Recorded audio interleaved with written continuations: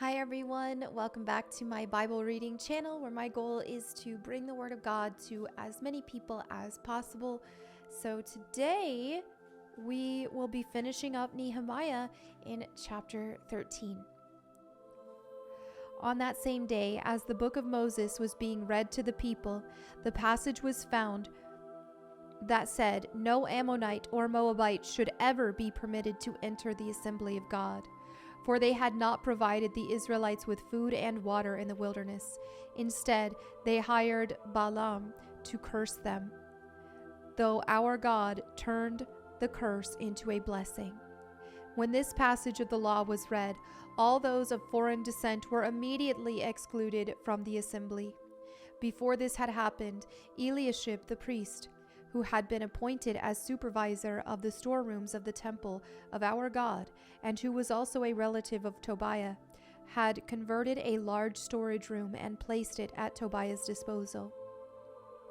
The room had previously been used for storing the grain offerings, the frankincense, various articles for the temple, and the tithes of grain, new wine, and olive oil, which were prescribed for the Levites, the singers, and the gatekeepers, as well as the offerings for the priest. I was not in Jerusalem at that time, for I had returned to King Artaxerxes of Babylon in the 32nd year of his reign, though I later asked his permission to return.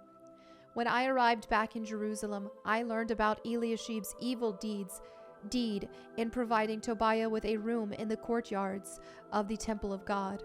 I became very upset and threw all of Tobiah's belongings out of the room. Then I demanded that the rooms be purified, and I brought back the articles for God's temple, the grain offerings, and the frankincense. I also discovered that the Levites had not been given their prescribed portions of food, so they and the singers who were to conduct the worship services had all returned to work their fields. I immediately confronted the leaders and demanded, "Why has the temple of God been neglected?"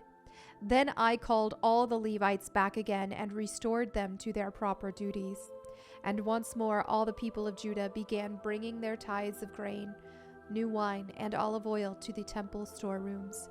I assigned supervisors for these storerooms: Shelemiah the priest, Zadok the scribe, and Pedaiah, one of the Levites.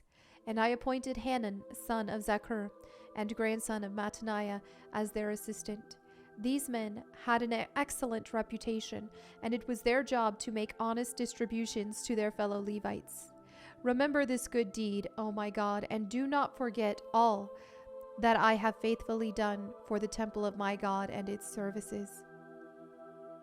In those days, I saw men of Judah treading out their wine presses on the Sabbath. They were also bringing in grain, loading it on donkeys, and bringing their wine, grapes, figs, and all sorts of produce to Jerusalem to sell on the Sabbath. So I rebuked them for selling their produce on that day.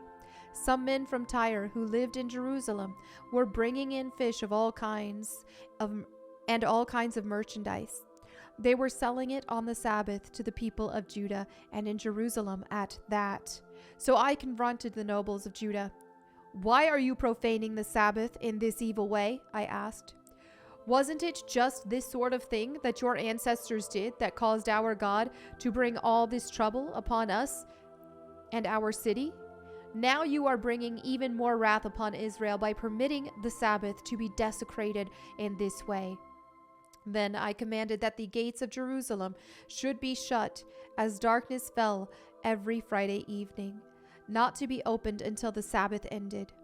I sent some of my own servants to guard the gates so that no merchandise could be brought in on the Sabbath day.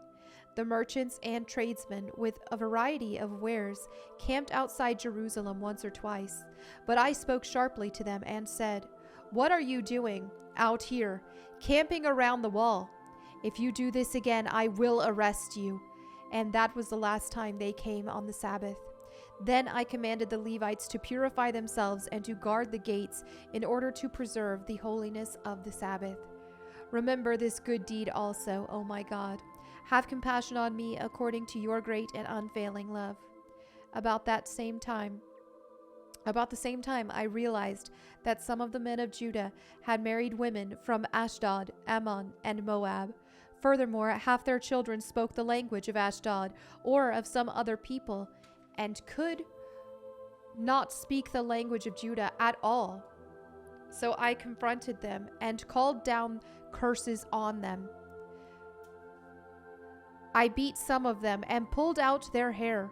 I made them swear in the name of God that they would not let their children intermarry with the pagan people of the land. Wasn't this exactly what led King Solomon of Israel into sin? I demanded. There was no king from any nation who could compare to him, and God loved him and made him king over all Israel. But even he was led into sin by his foreign wives. How could you even think of committing this sinful deed and acting unfaithfully toward God by marrying foreign women? One of the sons of Joiada, son of Eliashib the high priest, had married a daughter of Sanballat the Horonite. Sorry, my allergies are all wonky right now. So I banished him from my presence. Remember them, O my God, for they have defiled the priesthood and the solemn vows of the priest and Levites. So I purged out everything foreign and assigned tasks to the priests and Levites, making certain that each knew his work. I also made sure that the supply of wood for the altar and the first portions of the harvest were brought at the proper times. Remember this in my favor, O my God. And that concludes Nehemiah. We're reading Esther tomorrow. Sorry for the sniffles. I don't know what's triggering my allergies, but something is. Anyway, let this be a lesson. Let this, remember what the Bible says about do not be unequally yoked. There's a reason. Look at King Solomon, who God had favored and loved so much. And him marrying pagan wives, look what that did. Don't think that you're above that. Don't think that, you can marry, you can date, you can be with somebody who's not a Christian and you'll be okay. Don't think you're above being influenced down the wrong path. And I speak from experience. I made some big mistakes in the past, being in relationships with unbelievers, and I truly believe, because I did go through a brief period of completely turning from my faith, I truly believe I would have never done that if I would have not been in a relationship unequally yoked. So that doesn't put the fault not on me. It's my fault. It's my fault for doing it.